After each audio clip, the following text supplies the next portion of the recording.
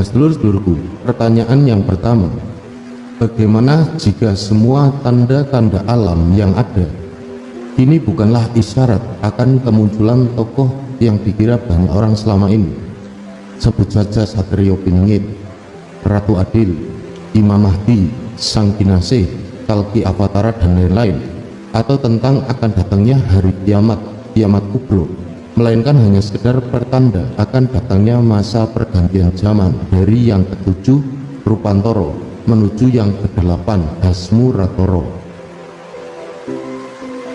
Nah, lalu pertanyaan yang kedua, bagaimana jika nanti sang pemuda yang terpilih itu bukanlah sosok Satrio Piningit, bukanlah sosok Ratu Adil ataupun Imam Mahdi atau siapapun nama tokoh yang diyakini selama ini, melainkan hanya sosok yang berbeda namun begitu istimewa, yang punya nama dan gelar tersendiri dan tetap terrahasia, tetap tersembunyi sampai waktu kemunculannya.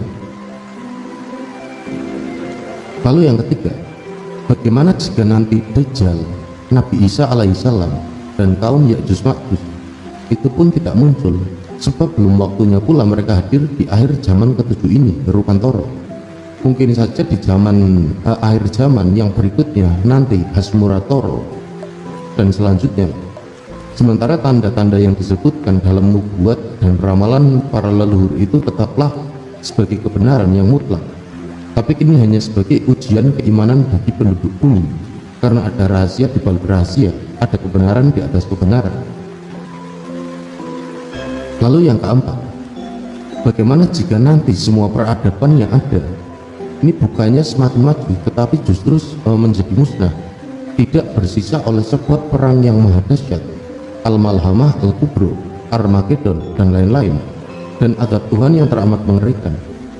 Begitu pula dengan semua bangsa dan negara yang ada di periode zaman ketujuh ini,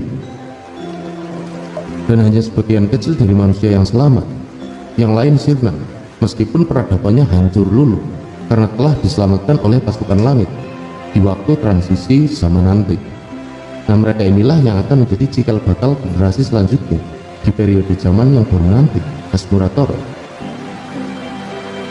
Lalu yang kelima, pertanyaannya, bagaimana jika hari kiamat kubro itu masih sangat jauh menjelang dan nanti hanya akan datang hari yang bertujuan untuk memurnikan kehidupan di bumi ini lagi, atau transisi zaman? Di sini jelas tetap akan terasa sangat mengerikan dan mematikan, sehingga orang-orang akan mengira bahwa saat itulah hari kiamat, kiamat kubro, karena pada waktu itu setiap penduduk bumi akan dihakimi, keadilan benar-benar ditegakkan, dan waktunya kiamat subro yang terbesar itu datang menyeleksi. Tak lebih dari 10% saja dari penduduk bumi ini yang selamat atau diselamatkan.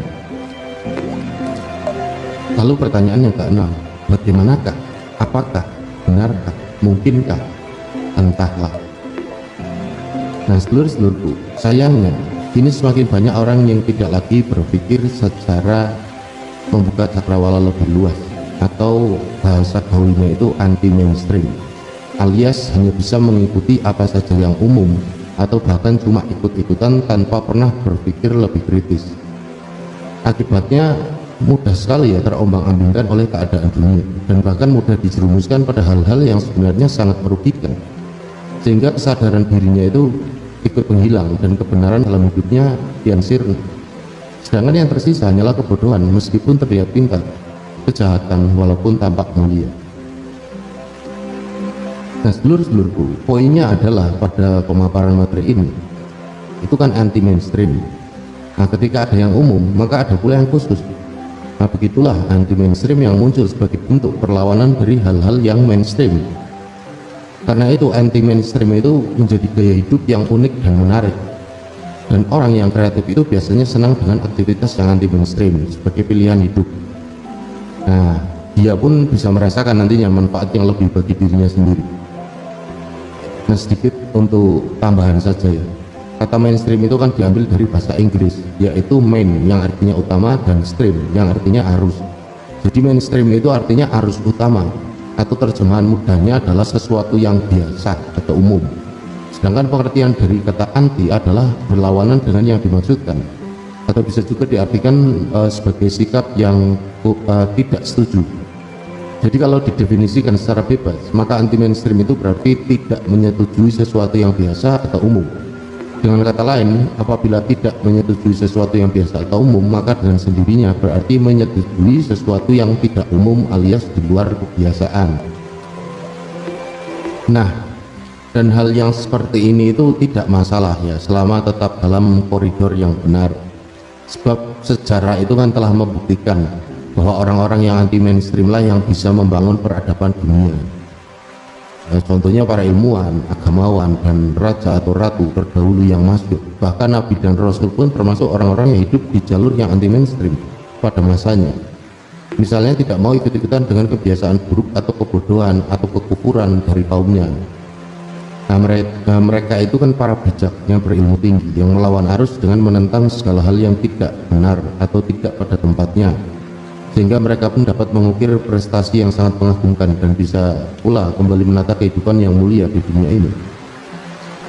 Nah, demikianlah ya, berangkat dari tema kita kali ini, saya hanya ingin sekedar memberikan wacana yang lain daripada umumnya.